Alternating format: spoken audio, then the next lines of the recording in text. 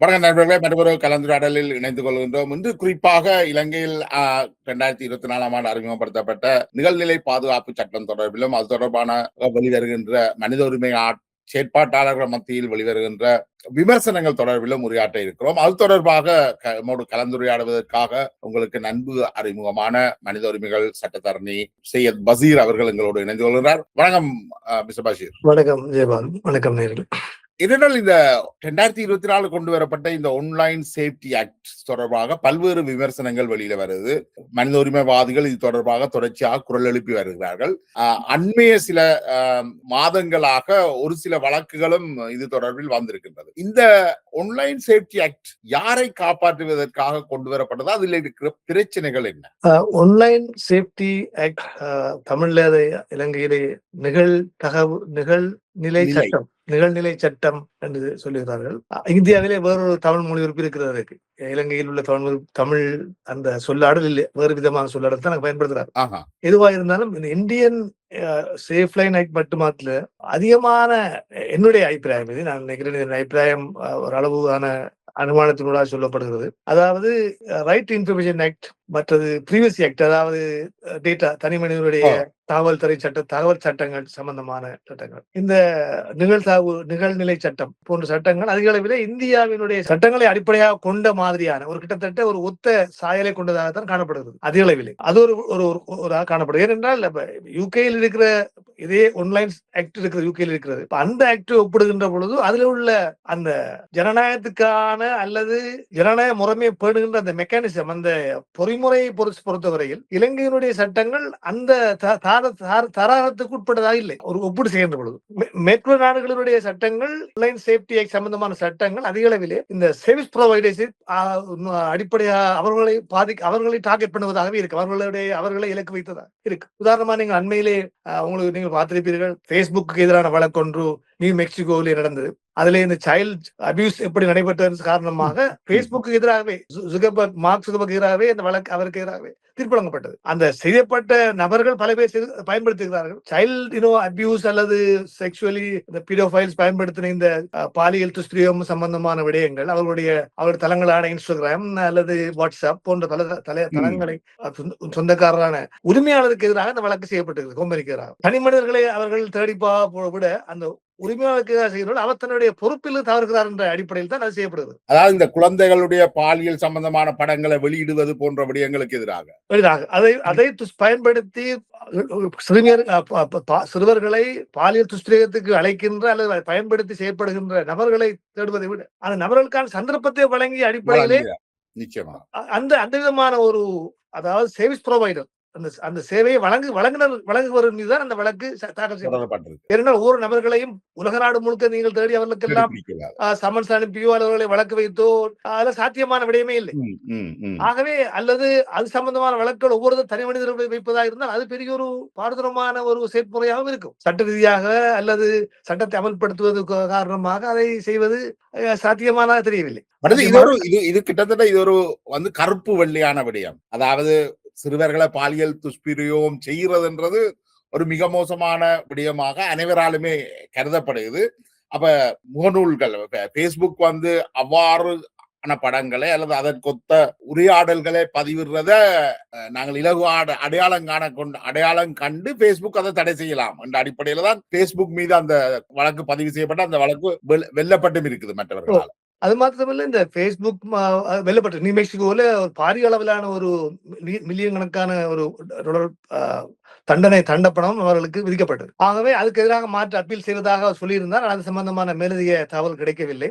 இருந்தாலும் அவர்கள் அப்பீல் செய்யக்கூடிய அந்த பணபலம் படைத்த ஒரு கோஆபரேட் ஒரு என்டிட்டி என்ற வகையினாலே அவர்கள் சாத்தியமாகும். இருந்தாலும் சட்டம் என்பது முதன்முறையாக பெரிய நிறுவனத்துக்கு எதிராக, இந்த சோசியல் மீடியா நிறுவனத்துக்கு எதிராக செய்யப்பட்ட பாரிய முக்கியத்துவம் வாய்ந்த வழக்கு அது. நிச்சயமாக அந்த அடிப்படையில் பார்க்கின்ற பொழுது நாங்கள் இலங்கையினுடைய சட்டத்தை பார்க்கின்ற பொழுது, யூகேயை பார்க்கின்ற பொழுது கூட இங்கே கூட சர்வீஸ் ப்ரொவைடர் தாக்குகின்ற ஒரு அடிப்படையில் தான் சட்டம் அமைந்திருக்கிறது. குறிப்பாக இந்த ரெகுலேட்டரி பாடி, அதாவது ஒரு ஒழுங்குபடுத்துகின்ற அல்லது அவர்களை கண்காணிக்கின்றதுக்கான ஒரு ஸ்தாபனமாக ஒஃப்காம் மட்டும் அமைத்திருக்கிறாங்க. அந்த அடிப்படையில இந்த மாதிரியான தொலைத்தொடர்புகளை பயன்படுத்தி அதனூடாக வருகின்ற இந்த சோசியல் மீடியாக்கள், தொலைத்தொடர்பு ஊடாகத்தான் சோசியல் மீடியாக்களை அந்த பயன்படுத்த முடியும். இன்டர்நெட் வருகிறது, Yeah. அது மூலம் வெப்சைட்ல உண்டாக்கப்படுகிறது, அது மூலமா சோசியல் மீடியா வருகிறது, எல்லாவற்றையும் இந்த இன்டர்நெட் ஊடாகத்தான் செய்யப்படுகிறது. ஆக அது இன்டர்நெட் எங்க வருகிறது? தொலைத்தொடர்புக்குள்ளால் வருகிறது, கம்யூனிகேஷனுக்குள்ள வருது. கம்யூனிகேஷன் ஆபீஸ் வருகிறது, கம்யூனிகேஷன் கம்யூனிகேஷன் வருகிறது. அந்த கம்யூனிகேஷன் வருகின்ற பொழுது அது சம்பந்தமாக ஒரு ரெகுலேட்டரி பொடியை இங்கே அமைத்திருக்கிறார்கள், ஒப்காம் மூலமாக அந்த விசாரணைகளை செய்வதற்காக. ஒரு பிழையான தகவல் பரப்பப்படுகின்ற பொழுது அல்லது ஏதாவது இவ்வாறான அபாண்டங்கள் அல்லது எவ்விதமான விஷயம் இது பயன்படுத்தி செய்யப்படுகின்ற பல குற்றங்களை அவர்கள் மூலம் புகார் செய்வதன் மூலமாக அதுக்கான தீர்வை பெறுவதற்கு முயற்சிக்கிறார். இலங்கையை பொறுத்த வரைக்கும் எடுத்து வாக்கில நீதிமன்றத்தை நோக்கி செல்கிறது. அந்த இடையில இருக்கிற அந்த பொடி இல்ல கமிஷனை நோக்கி செல்கிறது.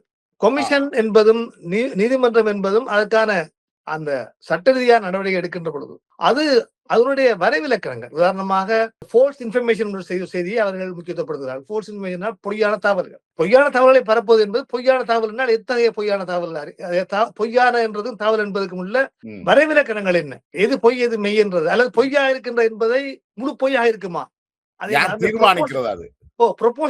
பொய் ஒரு சில விஷயம் உண்மை இருக்கலாம், அந்த பொய் சொல்ல ஸ்டேட்மெண்ட்ல ஏதோ உண்மை இருக்கலாம், சிலது பொய்யாமல் இருக்கலாம், புனையப்பட்டதா இருக்கலாம்.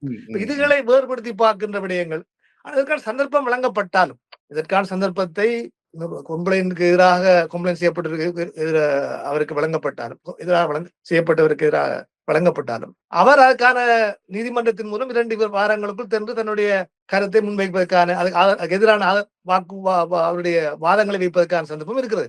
இருந்தாலும் மொத்தமாகவே இந்த சட்டம் அடிப்படையிலேயே இலங்கையிலே ஆரம்பத்திலே இந்த டிஃபமேஷன் ஆக்ட் ஒன்று இருக்கு, பொதுவாக எல்லா நாட்டிலையும் இருக்குது, அதிகமா இருக்கிறது. இந்த அவமதிப்புகள், அவமதிக்கிறது, டிஃபமேஷன் என்பது தமிழ்லே என்ன சொல்வது, மான நஷ்ட வழக்கு செய்வது, ஒருவருடைய கௌரவத்துக்கு இலக்கு ஏற்படுவது, அவருடைய கௌரவத்தை பாதிப்பது வகையிலே செயற்படுகின்றதுக்காக வேண்டி அப்படி ஒரு வழக்கு நாங்கள் தொடுக்கக்கூடியதாக இருக்கல. ஏன் அத இன்ஃபர்மேஷன் ஆக்டுக்கு, இந்த ஆன்லைன் சேஃப்டி ஆக்டுக்கு அது வருது? அது இந்த ஆன்லைனை ஒரு காலத்திலே வெறும் நியூஸ் பேப்பர் மீடியாக்கள் தான் நாங்கள் பயன்படுத்தக்கூடிய இருந்தது. பத்திரிகையில வர செய்தியை வைத்துக் கொண்டுதான் ஒருத்தர் அதுக்கு எதிராக வழக்கு தொடுக்கலாம், இப்படி வெளியிட்டாருன்னு சொல்லி, அல்லது வானொலி தொலைக்காட்சி என்று. இப்பொழுது அது இன்னொரு பரிமாணத்தை அடைந்திருக்கிறது. தொழில்நுட்ப ரீதியான பரிமாணம் என்னவென்றால், இப்பொழுது நீங்கள் ஒரு செய்தியை பேஸ்புக்லயோ அல்லது நீங்கள் பரப்பி விட்டு இருந்து விடலாம், சமூக ஊடகங்களிலே பொய்யான செய்தியை பரப்பலாம், ஒரு அபாண்டத்தை சுமத்தலாம். இந்த அபாண்டங்களை சுமத்தப்படுற வகையிலே பல வழக்குகளும் சென்றிருக்கின்றது. முதலாவது இந்த வழக்கிலே தண்டனை வழங்கப்பட்ட வழக்கு என்றால், காதர் மஸ்தான் எம்பி, முன்னாள் அமைச்சராக இருந்தவர், பிரதி அமைச்சராக, அவருக்கு எதிராக ஒரு ஃபாய்ஸ் என்பவர் ஒருத்தர் வழக்கு, ஒரு அபாண்டத்தை சுமத்தி இருந்தார். ஒரு ஒளி நாடாக ஒன்றிலே அவர் இந்த பேஸ்புக் மூலமாகவும் வாட்ஸ்அப் மூலமாகவும் பரப்பி இருந்தார். அந்த பரம்பலானது அவருடைய இமேஜ், அவருடைய நட்பெயருக்கு களங்கம் விளைவிக்கின்றது என்ற அடிப்படையிலே அவர் அதுக்கு வழக்கு தொடுத்திருந்தார். காதர் மஸ்தான் என்று மன்னார் மாவட்ட பாராளுமன்ற உறுப்பினர்.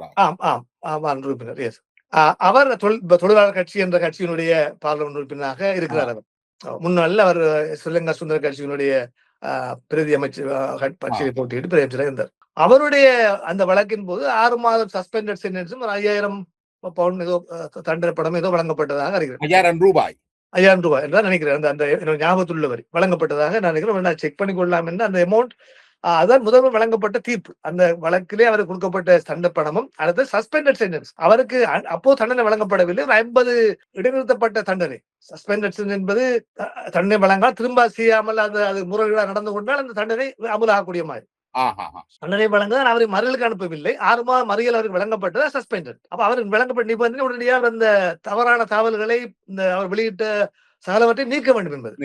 அவர் நீக்காமல் இருந்தால் திரும்ப தண்டனை அவருக்கு அமலாகும். இதுதான் முதலாக வழங்கப்பட்ட தண்டனை. ஹரிந்து ஜெயவர்தன் என்ற ஒரு ஜேர்னலிஸ்ட், அவரை போலீசார் அரெஸ்ட் பண்ணார்கள். வர சொன்னார் போலீஸ் நிலையத்துக்கு. நீங்கள் இப்படி கரப்ஷன் சம்பந்தமாக ஒரு பப்ளிக், ஒரு அரசாங்க நிறுவனம் சம்பந்தமான அல்லது அரசாங்க சார்பான ஆட்களுக்கு நீங்கள் எதிராக கருத்து வெளியிட்ட வேண்டும் என்று சொல்லி அவர் போலீசார் விசாரணை அழைத்தார். ஆனால் அது போலீசார் அழைக்கின்ற முதல் என்ன, இலங்கையிலே இந்த கிரிமினல் டிஃபமேஷன் ஒன்று இல்லை, அதை அவர் கேன்சல் பண்ணி விட்டார்கள். அதாவது அதை இல்லாமல் ஆக்கி விட்டார்கள். கிரிமினல் டிஃபமேஷன் என்பது குற்றவியலாக ஒரு ஆளை அவதூறுப்படுத்துவது என்பது. அந்த சுற்றம் ஒருவரை மிக பாரதூரமாக அவருடைய இழுக்கு ஏற்படுத்தினவை அது குற்றவியல் சட்டத்துக்கு வரக்கூடியதாக பார்க்கப்பட்டது. அது இல்லாமலாக்கப்பட்ட பிறகு சிவில் மேட்டர் தான், இது ஒரு சிவிலாகத்தான் பார்க்கப்பட வேண்டும். சிவில் மேட்டர் என்பது போலீஸுக்கு சம்பந்தம் இல்லை. இப்ப தரிந்து ஜெயவர்தனாவை போலீசார் அழைத்து விசாரித்த பொழுது அதுல நிறைய ஹியூமன் ரைட்ஸ் கமிஷன்லயே அது சம்பந்தமான ஒரு வழக்கு ஒரு முறைகேடான அந்த முறைகேடா செய்யப்பட்டது என்ற ஒரு வாதமும் வைக்கப்பட்டது. ஹியூமன் ரைட்ஸ் கமிஷன் அதை ஆமோதித்து போலீசார் தலையிட முடியாது, ஏனென்றால் இது ஒரு அவ்வாறான ஒரு விஷயம் அல்ல என்று சொல்லி அவர்கள் தீர்ப்பளித்தார். ஆனால் அவர்களுடைய அது மாத்திரமல்ல, இங்கிருந்து இலங்கையிலிருந்து ஐக்கிய நாடு சபை கமிஷனர், யுஎன் ஹை கமிஷனர் அங்க இலங்கை சென்ற பொழுது, உங்களுக்கு தெரியும், வோல்டா அவர் பேர் மறந்து விட்டேன். அவர் சென்ற பொழுது கூட அவர் ஜனாதிபதியும் சொல்லியிருந்தார், இந்த சட்டத்தை நீக்கி விடுங்கள் என்று. திருத்தங்கள் என்று சொல்லவில்லை, நீக்கி விடுங்கள், சட்டத்தையே நீக்க சொல்லி. இன்டர்நேஷனல் லோவினுடைய நோமுக்குள், அந்த அந்த வரைவிலக்கணத்துக்குள் அல்லது அந்த அம்சங்களுக்குள் இது இல்லாதபடினாலே அதற்கு ஈக்குவலாக அல்லது சமமாக இந்த சட்டங்கள் இல்லை, அல்லது அந்த சட்டங்களை இருக்கின்ற ஜனநாயக உரிமைகளை இது மீறுகிறது என்ற அடிப்படையிலே அவர் அதை நீக்க சொன்னார். ஜனநாயக உரிமைகளை மீறுகிறதுனால் தனி மனித ஃப்ரீடம் ஆஃப் எக்ஸ்பிரஷன், அதாவது ஒருவருடைய நீங்கள் எதை கதைக்க வேண்டும் என்ற அந்த விடயத்திலே ஒரு கட்டுப்பாட்டை விதிக்கின்ற, இது இந்த யூனிவர்சல் டிக்ளரேஷன் ஆஃப் ஹியூமன் ரைட்ஸையும் இது மீறுகிறது, அடிப்படையில் மீறுகிறது. எஸ், அது அரசியல் அமைப்பு சட்டத்தையுமே அது மீறுகிறது. அப்ப அரசியல் சட்டத்தை மீறுகிறதன் அடிப்படையில சுமந்திரன் வழக்கொண்டு வைத்தார். சுமந்திரன் அதுக்கான வழக்கொண்டு வைத்த பொழுது அது அந்த நிலையில் உயர்நீதிமன்றம் சொன்னது, அந்த வழக்கிலே அரசியலமைப்பு சட்டத்தை ஆக்குவது பாராளுமன்றம், அது சட்டமாக்கிறது, நாங்களே தலைய முடியாது என்ற வகையிலே அவர்கள் அதிலே அந்த சட்டத்துக்கு அந்த வழக்கு டிஸ்மிஸ் பண்ணப்பட்டது. அடிப்படை உரிமை. அதே மாதிரி சஞ்சய் ராஜரட்னம் கூட வழக்கை வைத்திருந்தார், முன்னாள் சட்டமா அதிபர், அவர்களுடைய என்னுடைய ஒரேகால சட்ட கல்லூரி நண்பர், அவர்கள் வழக்கு வைத்திருந்தார். அந்த வழக்கு கூட நிராகரிக்கப்பட்டது, அது கூட டிஸ்மிஸ் பண்ணப்பட்டது, நிராகரிக்கப்பட்டது. ஆனாலும் தொடர்ச்சியாகவே இந்த மனித உரிமை மீறல் சம்பந்தமாக ஆங்காங்கே இந்த ஹியூமன் ரைட்ஸ் கமிஷன் மற்றது இதனால பல ஸ்தாபனங்களுடைய எதிர்கருத்துகளும் இது சம்பந்தமான முன்வைக்கின்ற பிரேரணைகளும் அரசாங்கத்தை எட்டுகின்றபடினாலும் அரசாங்கம் சம்பந்தமா மூலாவிசுவதனாக ஒரு வாக்குறுதி அளித்தது. இந்த அரசாங்கம் ரிவ்யூ பண்ணுவதாக சொல்லி இதுவரை நடக்கவில்லை என்பது கொள்ள வேண்டிய விஷயம். எங்களுக்கு தெரியும், யுஎன் ஹியூமன் ரைட்ஸ் கமிஷன் சென்றது எவ்வளவு காலம், 1.5 வருஷம் இருக்கும் அல்லவா? அப்படி என்றால் இதுவரை காலம் ஒன்றும் நடக்கவில்லை. இப்ப இது பயங்கரவாத சட்டம் போலவே ஒரு மொரட்டோரியம், அதாவது சட்டம் நடக்கும் வரைக்கும் தற்காலிகமாக நிறுத்தி வையுங்கள் என்ற கோரிக்கை கூட இதுவரையும் செயற்படுத்தப்படவில்லை. ஆக ஒரு சட்டத்தை நீங்கள் அமல்படுத்தி தண்டித்து விட்டால் இந்த சட்டம் பின்னுக்கு இல்லாமல் போகின்ற போது தண்டிக்கப்பட்டவர் தானே. உதாரணமா நான் காதர் மசாலா எடுத்துக்கொள்வோம். அந்த வழக்கு கார்மஸ்தானுடைய வழக்கு எடுத்துக்கொண்டு சட்டம் இருக்கிறது, அந்த சட்டத்தின்படி புதிய சட்ட மூலங்கள் மூலமாக அந்த ஃப்ரீடம் ஆஃப் எக்ஸ்பிரஷன், அதாவது சுயாதீனமாக கருத்து வெளியின்ற உரிமை அல்லது இந்த ஃபோல்ஸ் இன்ஃபர்மேஷன் சம்பந்தமான வரைவிலக்கணங்கள் சம்பந்தமான விவாதங்கள் எல்லாமே இந்த சர்ச்சைக்குரியதாக மாறி அதனுடைய வரைவிலக்கணங்கள் ஜனநாயக ரீதியான ஒரு அணுகுமுறையில் செய்யப்பட்டிருந்தால், அல்லது இந்த சட்டம் திட்டவட்டமாகவே அந்த குற்றச்சாட்டுகளை நிரூபித்து சொன்னவர்கள் என்ன அடிப்படையில் குற்றச்சாட்டுகளை முன்வைத்தார்கள் என்பதை ஆழமாக ஆராயப்பட்டிருந்தால், அதனால வருகின்ற பின்னோக்கி வருகின்ற விளைவுகளுக்கு நாங்கள் திரும்ப அதை பெற்றுக்கொள்ள முடியாது. அப்படி சம்பவம் நடந்திருந்தால், அது அந்த தண்டனை வழங்கப்பட்ட தண்டனை பின்னர் வருகின்ற சட்டங்களால் நாங்கள் அதை ஈடு செய்ய முடியாது. அது நடந்ததுதான். அந்த மாதிரியான விஷயம் இருக்கின்ற பொழுது ஒரு மொரட்டோரியம் என்பது அவசியமாகப்படுகிறது. தற்காலிகமாக சட்டத்தை இடைநிறுத்தி விட்டு புதிய சட்டமுறை கொண்டு வரும் என்பது அரசாங்கத்துக்கு பாரிய சுமைகள் இருக்கின்றன, அதை நாங்கள் மறக்க முடியாது. நீதிமன்றங்களிலே பல வேகன்சி இருக்கின்றது, நீதிபதியுடைய வயதை நீடிக்க வேண்டியிருக்கிறது, வழக்குகள் அவ்வளவு தூரம் அதிகளவான வழக்குகள் இருக்கின்றது. பல ரிசோர்சஸ் பொறுத்த வரைக்கும் இலங்கையினுடைய நிதி நிலைமை, பொருளாதார பிரச்சனைகள், பல விடயங்கள் இருக்கின்றன. ஆனாலும் இலங்கையிலே நான் அறிந்தவரையிலே ஒரு நீதிமன்றத்துக்கு நான் என்னுடைய நண்பருடைய கதைத்த பொழுது பல சர்வதேச நிறுவனங்கள், இப்ப யுஎன்டிபி பல சர்வதேச நிறுவனங்கள் உண்மையிலேயே பல வசதிகளை அவர்கள் வழங்கியிருந்தார்கள், அவைகள் செயற்படுத்தப்படவில்லை. உதாரணமா நான் தடவை ஒரு நீதிமன்றத்துக்கு போன பொழுது என் நண்பர்களுடன் அங்கே உள்ள அந்த கேமராக்களை ஆன்லைன்ல நீங்கள் ஹியரிங்கை செய்யக்கூடிய வசதிகள் இருந்த அந்த நீதிமன்றத்தில் நடைபெறும். நான் கேட்டேன் ஏன்னு சொல்லி, அந்த கோர்ட்ல இருப்பவர்கள் அதுக்கு முழு அந்த பயிற்சி பெற்றவர்கள் பலர் இல்லை. அடுத்தது அதை செயற்படுத்துகின்ற முறையில ஆர்வம் காட்டுவதில்லை. இந்த பழைய சிஸ்டத்துக்குள்ளேயே அவர்கள் இன்னும் இருக்கிற காரணமே காணப்படுகிறது. ஆன்லைன் சிஸ்டத்துக்கான விஷயங்கள் உயர் நீதிமன்றத்தில் மட்டும்தான் கொண்டு வரப்பட்டது. பின்னர் இப்பொழுது மெதுவாக கொண்டு யோசிக்கிறார்கள். இப்பொழுது நீதிமன்றங்களிலே, ஹைகோர்ட் நீதிமன்றங்களில் கூட கைதிகளை கொண்டு வராமல் ஆன்லைன்ல நடத்தலாம் என்று யோசிக்கிறார்கள். இதோட பக்கம் இருக்கட்டும், சட்ட அதிகாரம், இந்த மாதிரி பல பிரச்சனைகள் இருக்கு. காலகட்டத்திலே இதுக்கு ஒரு புதிய சட்டத்தை உருவாக்குவதற்கான ஒரு டிராஃப்ட்மேன், அதாவது இந்த விஷயங்களை செய்வதற்கான விஷயங்கள் ஒரு தாமதமாக இருக்கின்றது. ஆனாலும் இந்த தாமதங்களின் கூட நிறைய வழக்குகள் வந்திருக்கின்றன. உதாரணமாக நிரம்ப வழக்குகள் வந்திருக்கின்றன. நான் சொன்ன ஒன்று தரின்று இது மாதிரி காகில்ஸ் பேங்க் ஒரு வழக்கு வைத்திருந்தது, அது சார்பாக தீர்ப்பு வழங்கப்பட்டது. பல வழக்குகள் சார்பாக தீர்ப்பு வழங்கப்பட்டிருக்கிறது. இது ஒரு பரந்துபட்ட இதுல வருகின்ற குற்றங்களை பார்த்தீர்கள் என்றால் அதிக அளவிலான குற்றங்கள் அங்கே கிரிமினல் ஆக்ட், அதாவது பீனல் கோட் இருக்கிறது, அதாவது என்ன சொல்றது, தண்டனை சட்ட கோதிக்குள் வருகின்ற சட்டங்கள், தண்டனைக்குரிய குற்றங்கள் இதுக்குள்ள வருகின்றன. ரேப் வருகிறது, அபியூஸ் வருகிறது, இம்பர்சனேஷன், ஆள்மாறாட்டம் வருகிறது, பல விஷயங்கள் வருகிறது. இதுல ஏன் வருகிறது என்றால் ஆன்லைன்ல கூட ஆள் செய்யதான் தெரியாம இருக்கும். பொட்டை வச்சு பொட்டைன்னு சொன்னால் ஆட்டோமேட்டிக்கா நீங்கள் அந்த ஆள் இல்லாம செய்கிற விஷயங்கள் இருக்கு. இந்த ரோபோ மாதிரியா செய்யப்பட்ட விஷயங்கள் இதுகள் எல்லாமே இதெல்லாம் டெக்னாலஜிகள்ல மிக அபிவிருத்தி அடைந்த நாடுகளில் செய்யப்படும் விடயங்கள் இலங்கையில் செய்வதற்கான முயற்சிகள் செய்யப்பட வேண்டும். இதுகளுக்கான நடைமுறை பிரச்சனைகளும் இருக்கின்றன இல்லை என்றல்ல. ஆனால் இப்படி நடைமுறை இருக்கின்ற நேரத்திலே சட்டங்களை கொண்டு வந்து எல்லா நாடுகளிலும் உள்ள ஜனநாயகத்துக்கு அதாவது ஜனநாயக பண்பாடுகளை படுகின்ற பல மேற்கத்திய நாடுகள்ல எங்க யூகேயில் சட்டங்களோ அல்லது வேறு நாடுகள்ல இங்கே ஐரோப்பாவில் சட்டங்களையோ அதையெல்லாம் மீறி ஒரு பக்கம் மிக கடினமான சட்டத்தை கொண்டதாக இந்த ஆன்லைன் ஆக்ட் இருக்கிறது. இப்ப இதில் உள்ள விஷயங்கள்ல இந்த டிஃபமேஷன் விஷயமே இதை நாங்கள் சிவில் ஒரு நடவடிக்கையான விஷயத்தை கிரிமினல் ஆக்கப்பட்ட மாதிரியான ஒரு விஷயம் வந்திருக்குது. இப்போ ஆன்லைன்ல பத்திரிகையில வந்த விஷயம் ஒரு சிவிலான ஒரு நடவடிக்கையா இருக்கின்ற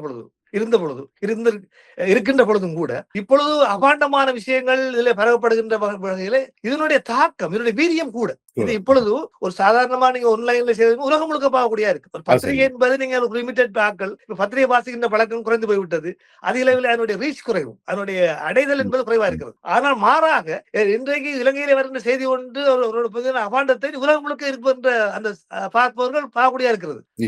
அதனுடைய தாக்கமும் வீரியமும் கூடுதலா இருக்கிறது. ஆகவே இது ஒரு பரந்துபட்டத அடிப்படையில் செய்யப்பட்டு இருந்தாலும் இதனுடைய அந்த நோக்கமாக கொண்டு பார்க்கிறாலே ஒழிய இது உண்மையிலே இது ஃப்ரீடம் ஆஃப் எக்ஸ்பிரஷனுக்குள்ள உள்ள அடிப்படை உரிமையும் இருக்கிறதா என்ற விஷயத்தை இன்னும் அவர்கள் சரியான முறையில் இதை கையாண்டதா தெரியவில்லை. அது மட்டுமல்ல, இன்னும் பல வழக்குகள் இருக்கின்றன. இன்னும் உயர்நீதிமன்றத்தில் பல வழக்குகள் இருக்கின்றன. அவை இன்னும் முடியவில்லை. சில ஸ்தாபனங்கள் வழக்கில் வைத்திருக்கிறார்கள். அந்த வழக்குகள் இன்னும் பெண்டிங்கா இருக்கின்றன. அவற்றுடைய முடிவுகளும் வர வேண்டும். வருவது ஊடாகத்தான் நாங்கள் இந்த சட்டத்தை ஜனாதிபதி இந்த அரசாங்கம் ரிவ்யூ செய்யும், அதாவது மறுபரிசீலனை செய்ய போகிறார்கள், இதை மாற்றுவதற்கான திட்டங்களை செய்ய போகிறார்கள் விஷயம் ஒன்று வாக்குறுதி தவிர இந்த முறை நடைபெறவில்லை என்ற ஒரு விஷயம் தவிர நடைபெறுமா இருந்தால் அது பல விடயங்கள் உள்வாங்க வேண்டியிருக்கிறது. அது நடைபெறுவதற்கான வாய்ப்பு இருக்குன்னு நினைக்கிறீங்களா? இப்ப இந்த வார வழக்குகள் முடிவுகள் என்ற அடிப்படையில பல பேர் அந்த வழக்குகளிலே நீதிமன்றத்திலே ஹைகோர்ட்டுக்கு போற அதிகாரம் இந்த வழக்கில் இருக்கு. ஹைகோர்ட்ல இருக்கிறது கொமிஷன் வழக்குகளை பாரப்படுத்தலாம். அடுத்தது இந்த நீதிமன்றத்துக்கு நீங்கள் செல்லலாம். நீதிமன்றம் செல்லலாம். நீதிமன்றத்தில் ஹைகோர்ட்டுக்கு போறதுக்கான வாய்ப்பு ஏஜி அட்டர்னி ஜெனரல் நினைத்தால் ஹைகோர்ட்ல ஃபைல் பண்ணலாம். இது ஒரு பெரிய ஒரு பாரதூரமான விஷயங்களாக எல்லாம் வந்திருக்கிறது. இன்றைய ஜனநாயக ரீதியான இது என்னன்னா ஜனநாயகத்தினுடைய குரல்களை நசுக்குகின்ற என்ற அடிப்படையில் தான் சொல்லப்படுது. தருண் ஜெயவர்தன் ஒரு ஜேர்னலிஸ்ட், ஒரு பத்திரிகையாளர் கரப்ஷனை பத்தி எழுதும் பொழுது இப்ப முஜிபுர் ரஹ்மானுக்கு எதிராக வழக்கு கொண்டு நடந்தது. முஜிபுர் ரஹ்மான் தனக்கு எதிராக வழக்கு கொண்டு வந்தார்கள் சொல்லி அதுக்கு சாதகமான தீர்ப்பினை பெற்றுக் கொண்டார் கொழும்பு நீதிமன்றத்திலே.